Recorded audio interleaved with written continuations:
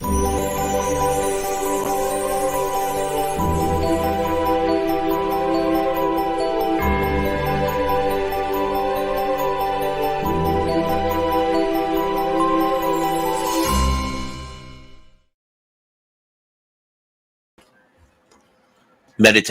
for every day of the year by Bishop Richard Challoner.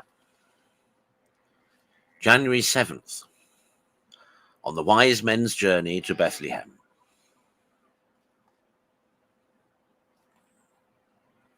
Consider first that the wise men were no sooner informed by the apparition of this extraordinary star of the birth of the great king that was to rule the world, but they set out to seek him in Judea, where they understood by an ancient tradition and by the prophecy of Balaam, Numbers 24 verse 17, that he that was denoted by that star should be born.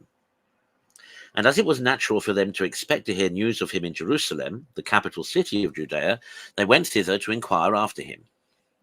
Where is he, say they, Matthew 2:2, that is born King of the Jews? For we have seen his star in the east and are come to adore him.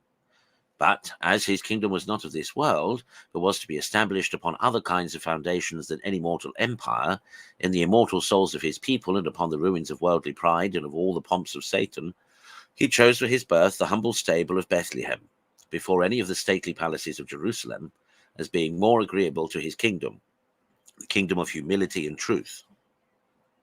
Oh, how happy are those souls whose eyes are always open to this heavenly truth, and shut to worldly vanity and lies. How happy they who, by conforming in practice to these maxims of this great king, become themselves his kingdom, even that kingdom in which he shall reign forever.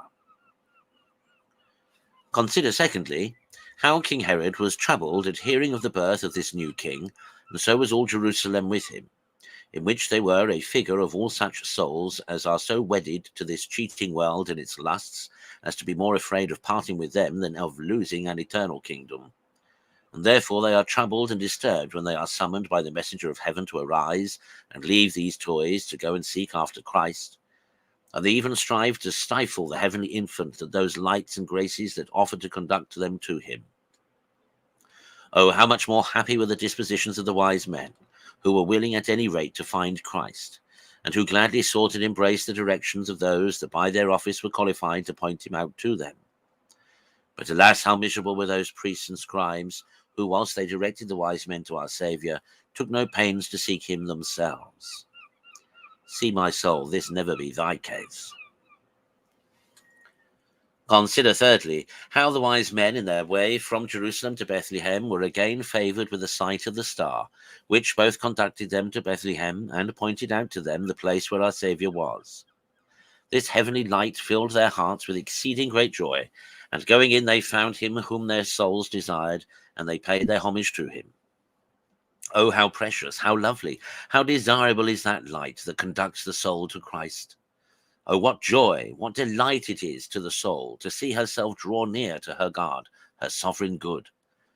But then this heavenly manner is not usually given but to them that fight, and that conquer all the labours, difficulties, and oppositions that they meet with in the way to Christ, and who, like the wise men, are quite in earnest in seeking him.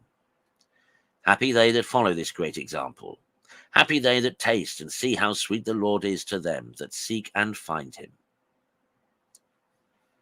Conclude, to imitate the wise men, firstly, in their ready compliance with the divine call, secondly, in their diligence in inquiring after Christ, and thirdly, in their perseverance. And then you may confidently expect, like them, to find your Lord, and so to rejoice in him.